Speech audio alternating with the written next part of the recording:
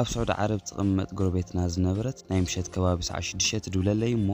ሰላም ድሕሪ ምብሃልና ስራሕ እንዲረኺበልኪ ብኮንትራት ናብዛ ዓዲ መፂኺ ትሰርሒ ነፍስኻ ማን ትልውጥ በለትኒ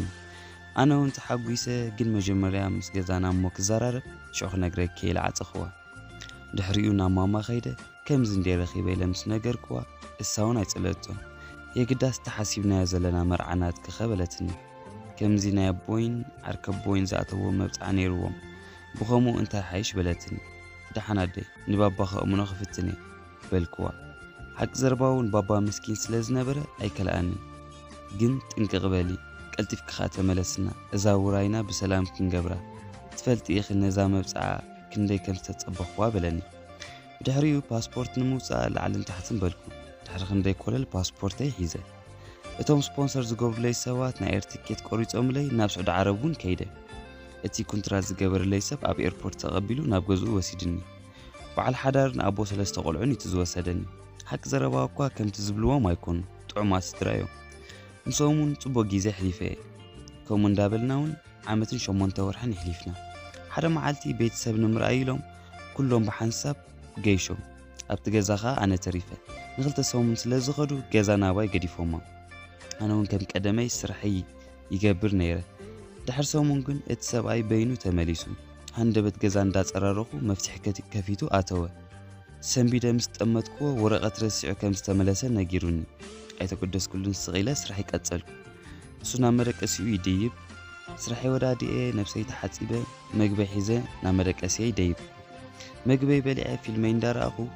ማዕፆ ናይ መደቀሲየ ተኳሕኪሑ ተስየ ምስ ከፈትክዎ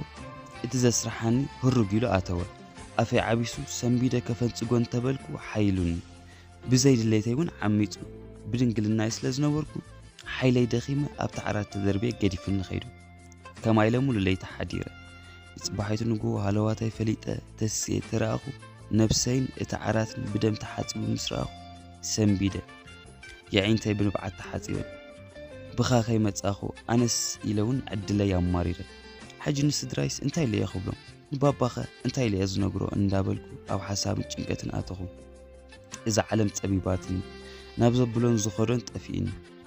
ድሕሪ 2 መዓልቲ መፂኡ ዝኾነ ኢልኪ ምስ ትዛረቢ ብዘይ ዝኾነ ነገር ክጥርዝ ዘኬና ዓዲ ኺኢሉ ኣፈራርሓኒ ኣነ እውን ዝገብሮ ነገር ስለ ዘይነበረኒ ኣፈይ ሒዘ ፀገመያ ውሽጠይ ቀቢረ ስቕበልኩ ምስ ግዜ ግን ወርሓዊ ፅግያተይ ጠጠው ምስ በለኒ ፍርሒ ኣብ ውሽጠይ ተዛራኣኒ መመርመሪ ጥንሲ ስለ ዝነበረኒ ተመርሚረ ጥንስቲ ምዃነይ ምስ ረኣኹ ክፅለል የደልየ ምዕማፀይ ከይኣክልስ ሕጂኻ ጠኒሰ ኢለ ኣብ ዝኣትዎ ጠፊኒ ዓቕለይ ምስ ፀበበኒ እታ ስራሕ ዘማፀአትለይ ጎረቤትና ደው ኢለ ዝነገርክዋ እንታይ ኮንከ ክሳብ ሕጂ ስቕ ኢልክ ዘይነገር ክትኒ ኢላ ተቋይቋትኒ